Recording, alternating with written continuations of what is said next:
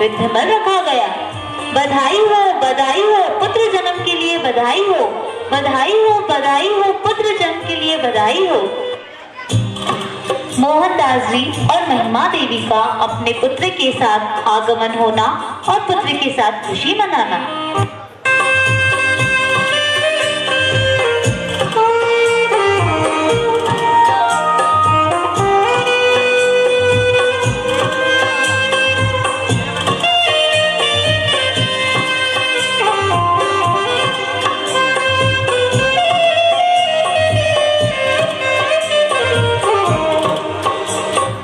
महापुरुष जब उदर में आते हैं, खिल उठता है तन मन।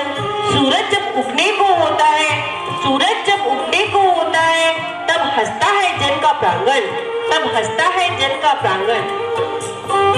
आइए अब आपको दिखाते हैं वो दृश्य जब महिमा देवी अद्भुत सिंह का स्वप्न देखती है। रूढ़ा रंगीला सपना देखे प्रभु वरमात आई, ऐसी अनुपम रात हो।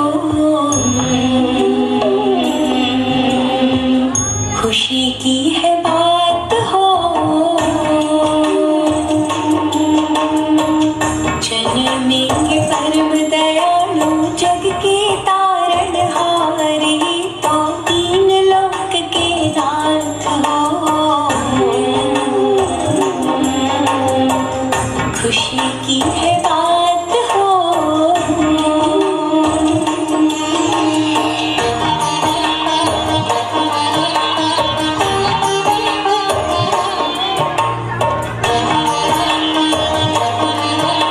रब सुहावना सिंह अनुपम देखा तीसो। रूढ़ा रंगीला सपना देखे प्रभु वरमात आई, ऐसी अनुपम रात हो। खुशी की है बात हो।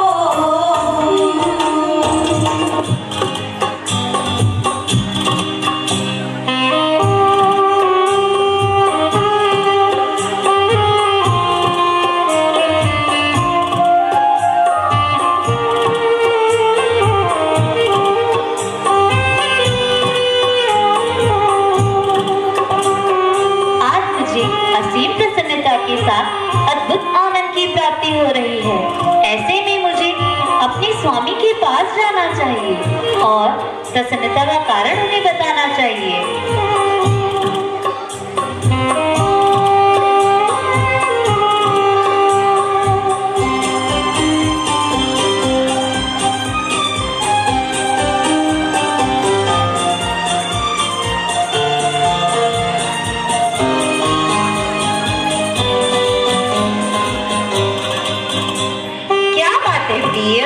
आज तो बड़ी खिली सी लग रही हो।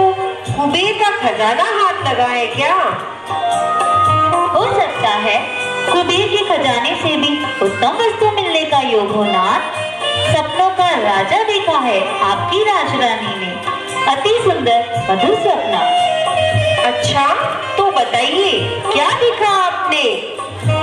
नाथ, रात्रि में गहरी निद्रा में थी, तभी मुझे ऐसा लगा जैसे मेरी आंखें खुल गई और मैं खिड़की के बाहर आकाश में चंद्रमा को देखने लगी। देखते ही देखते चंद्र किरण में से एक लुभावनी आकृति उभरने लगी। उस आकृति को देख मेरे मन में असीम वात्सल्य का ज्वार उठने लगा। कुछ ही क्षणों में वह सौम्य आकृति मेरी ओर आने लगी। कुछ ही पल में वह आकृति केसरी सिंह सी बन गई और मेरे मुख में प्रविष्ट हो गई। तभी अचानक मेरी नींद खुल गई और मेरे मन में अद्भुत आनंद और अपार शांति व्याप्त हो गई। हे स्वामी, आप मुझे इस स्वप्न का अर्थ फरमाइए। हे देवी, ऐसे शुभ स्वप्न बड़े दुर्लभ होते हैं। जब कोई पुण्यशाली जीव माँ के गर्भ में आता है तो वह माँ ऐसे शुभ स्वप्न देखती है। देवी, तुम्हारा आनंदित होना स्वाभाविक है।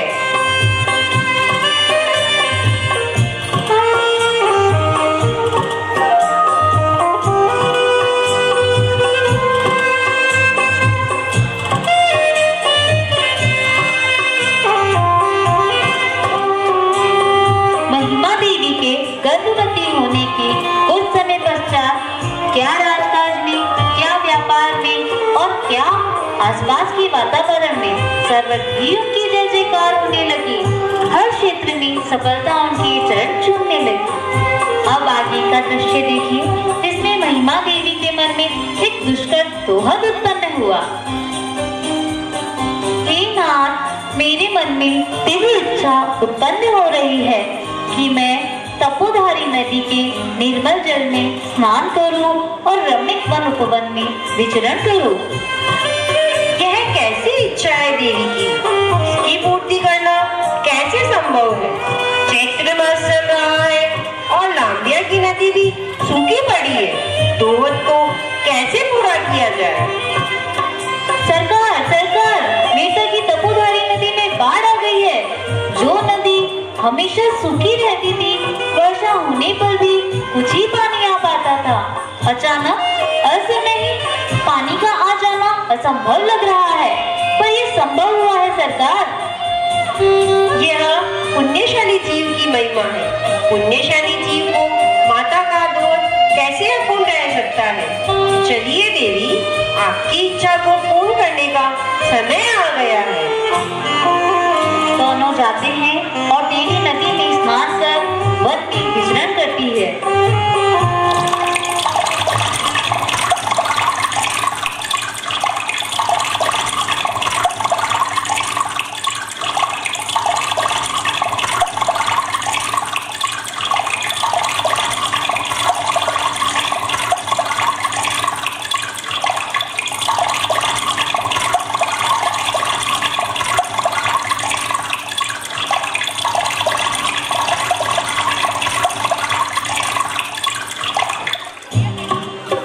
मेरा दोहद पूर्ण हुआ। अब मुझे धर्म आराधना में संलग्न रहकर मुक्त हस्त दान करना चाहिए। जैसे जैसे समय बीतता गया, पुण्यशाली जीव की जगत में पदार्पण का समय निकट आ गया था। भाद्रपद मास का शुक्ल पक्ष संवत्सरी महापर्व की आराधना के पश्चात महिमा देवी प्रसव काल नजदीक आया। अब देखें आगे का दृश्य। मुझे बहुत पीड़ा हो रही है स्वामी, मुझे अपने कक्ष में लेकर चलिए। स्वामी, आप चिंता न करें, अब अच्छा होगा। मैं जल्द ही आपको अच्छी सूचना दूंगी। मोहनदास जी कक्ष के बाहर चिंतित और स्थिर अवस्था में टहल रहे हैं।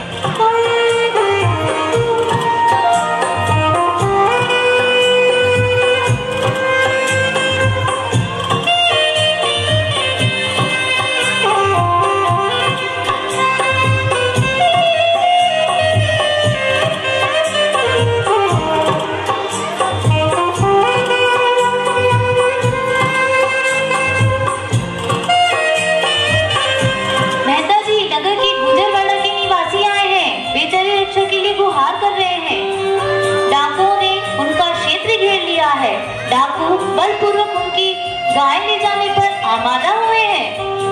मोहनदास मेहता के रहते उनकी ये हिम्मत, उनकी करतूत का मजा उन्हें चखा कर ही रहेंगे।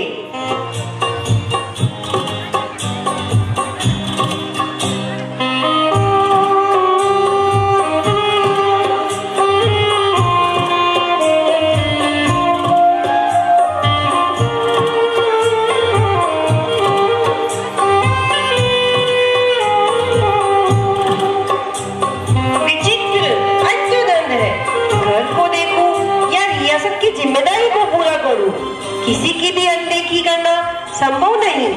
क्या करूं, क्या छोड़ूं, मैं समझ नहीं पा रहा। स्वामी, यहाँ से निश्चिंत होकर कर्तव्य मार्ग पर सिधारिए आप। कोई यह नहीं कह पाए कि महिमा देवी के लिए मेहता जी ने कर्तव्य से मुंह मोड़ लिया। विजय पताका फहराते हुए आप शीघ्र ही लौटेंगे, ऐसा हमारा पक्का विश्वास है। माता ने जो कष्ट उठाया वह ऋण कभी न जाए चुकाया। माता ने जो कष्ट उठाया वह ऋण कभी न जाए चुकाया। प्रसव पीड़ा में भी महिमा ने, प्रसव पीड़ा में भी महिमा ने मोहनदास को जीत का तिलक लगाया। मोहनदास को जीत का तिलक लगाया। विचलित मन स्थिर हुआ मेहता जी का। तलवार की मुठ पर पकड़ जड़ हो गई और दुखने वेग से आगे बढ़ गए। मेहता जी को देख लांबिया वासियों में एक अजीब सा उत्साह दौड़ने लगा।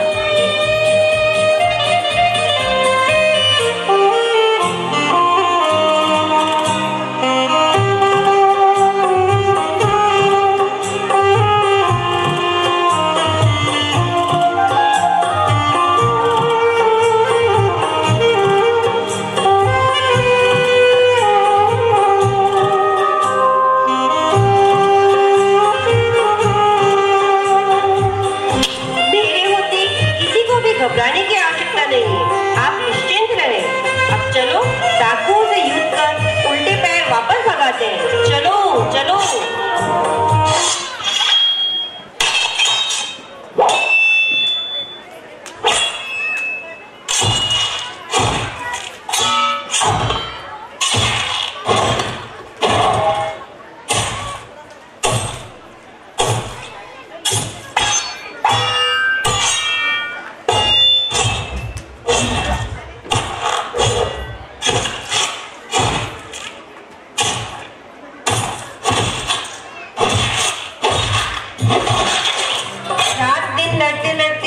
गांव वालों के भी पांव लड़खड़ाने लगे।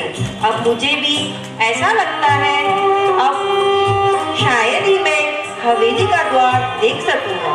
फराजे भी भूतनी जैसा अट्टहास कर रही है। मेहता जी बधाई हो, मेहता जी बधाई हो, उमर साहब का जन्म हुआ है। समाचार सुनते ही मेहता जी में एक अद्भुत शक्ति आ गई। गांव वाले भी दुगने जोश में आ गए।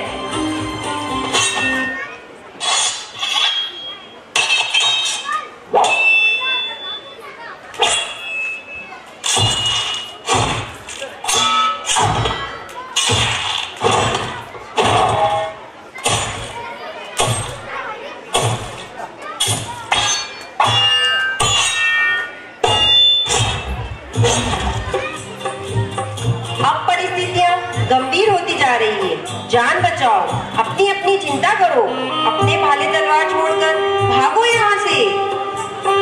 मेहता जी की जय हो, मेहता जी की जय हो। अगर आज आप नहीं होते तो डाकू लोग जान मारकर बहुत नुकसान पहुंचाते। कुंवर जन्म की बधाई का समाचार सुनते ही मेरे भीतर किसी अदृश्य शक्ति ने प्रवेश किया था। लगता है यह उस पुण्य बालक की ही शक्ति थी, अन्यथा आज मेरी जय असंभव थी। इस जय का सहरा किसके सर बांधूं?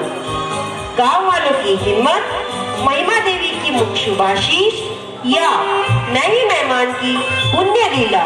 खैर चलो चलते हैं। अगले दिन जब प्रातः राजमहल के बुलावे पर राजसभा में मेहता जी पहुंचते हैं, आइए अब उस दृश्य का आनंद लेते हैं। आप सभी को